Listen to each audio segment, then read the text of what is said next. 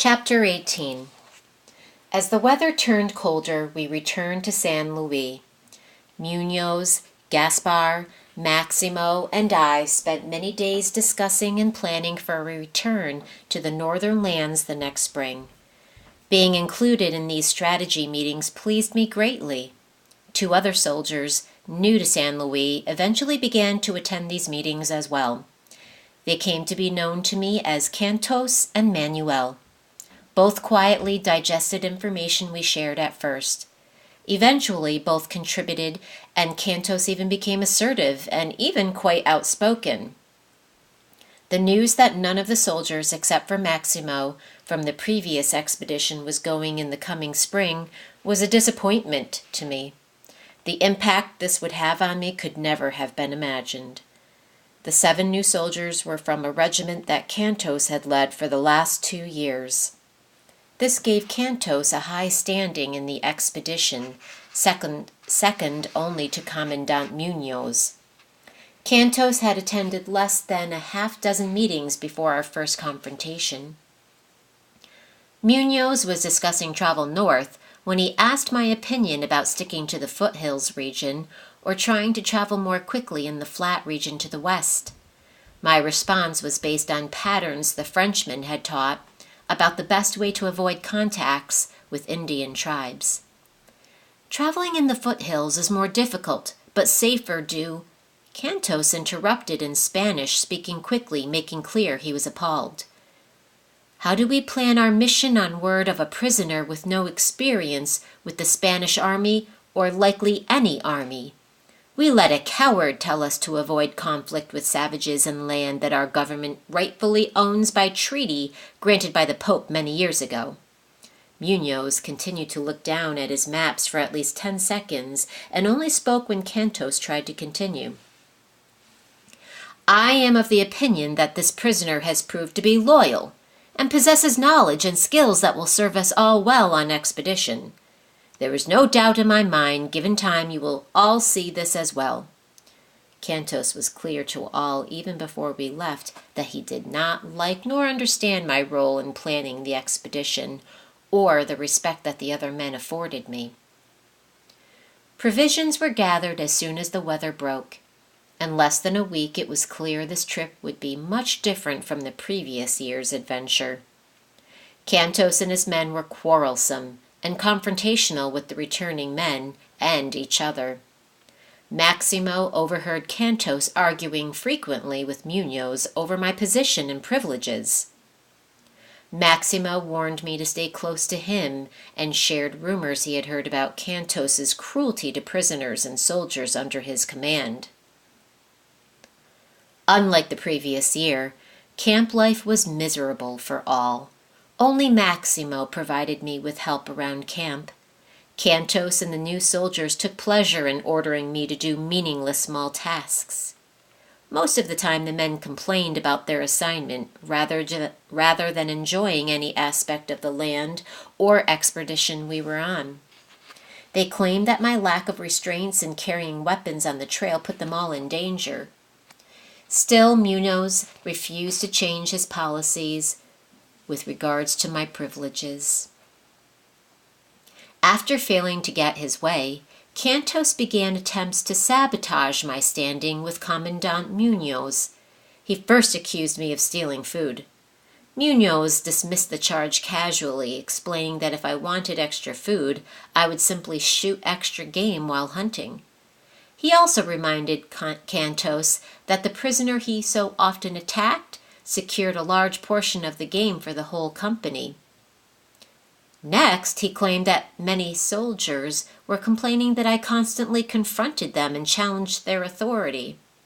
To this, Munoz laughed and explained that in over 3 years he had never heard me speak unless giving helpful advice or answering a question.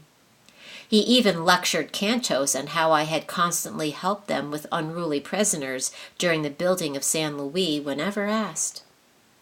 Cantos never quit over the warm summer months. He finally accused me of trying to sabotage the whole expedition during an exchange with a dangerous-looking band of Indians. He claimed to have some knowledge of their language. He asked that Munoz allow him to properly punish me with lashes. Munoz angrily denied his request, explaining that he couldn't count on his fingers the number of times my interpreter's skills had saved his life. However, he did offer to let Cantos take over the job of being first to speak with tribes we encountered. Cantos quickly backed off. Edmundo Cantos was not a man who could live with his judgment and authority being questioned. His hatred of me grew. I stayed close to either Maximo or Munoz at all times. Cantos watched me like a predator observes its prey before striking. On a rainy late summer day, he finally saw his opportunity. Munoz and a few other soldiers had been ill for days. Finally, one morning, he informed us that we would take a day or two of rest and should not break camp.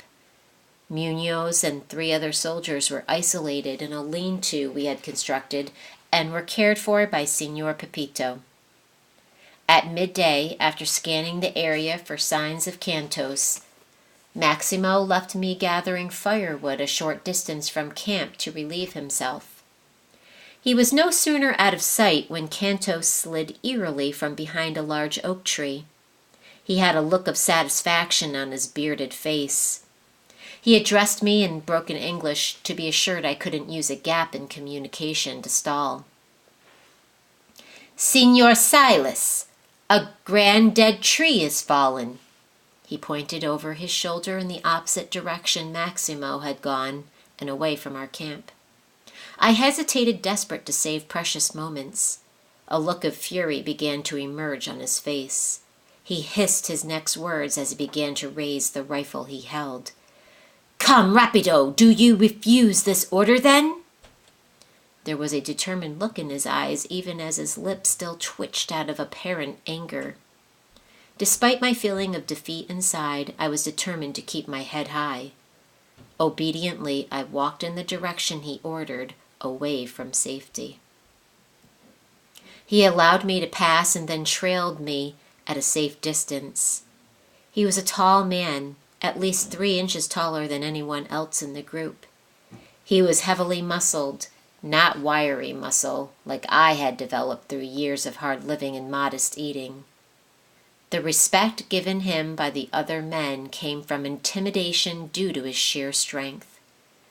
Power he demonstrated whenever an opportunity arose. After a short walk, he spoke through clenched teeth. "Alto! Stop!" he commanded, and I slowly turned to face him. He quickly tossed a large curved knife at my feet. The knife was not his. His knife was still attached to his belt.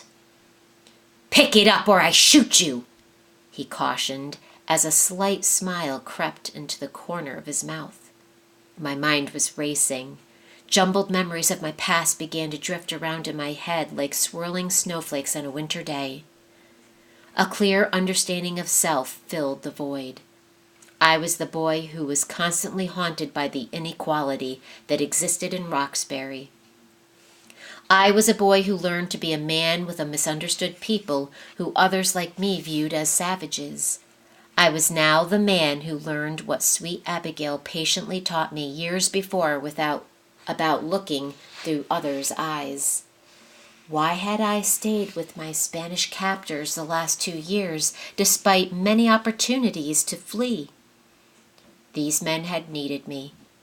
A sudden realization that Maximo would soon come, frantically searching, snapped me back to the present. It could cost my friend his life. I closed my eyes and lifted my head to heaven as I slowly began to bend my knees into a squat toward the knife on the ground.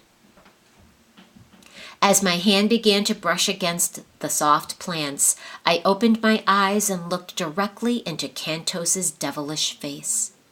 The sudden change in his expression, the confusion, convinced me he saw what I intended. He saw in me a look of understanding and acceptance. He recovered his anger after the brief moment, and as I grasped the knife on the forest floor and began to rise, he took aim. He raised his rifle and centered his aim on my chest. I stepped forward, and the shot rang out. The shot took Cantos in the right side of his face, and blood and brain fragments exploded from the left side of his head. His weapon fell to the ground harmlessly in front of his body, which collapsed to the forest floor slowly like a falling tree. After a moment of shock, I glanced to the right to see Maximo just now lowering his rifle. He slowly looked to me with sadness in his eyes. The expression confused me for a moment. His words clarified the look. "There is no time, my friend. Get his rifle and pouch and run. You are free."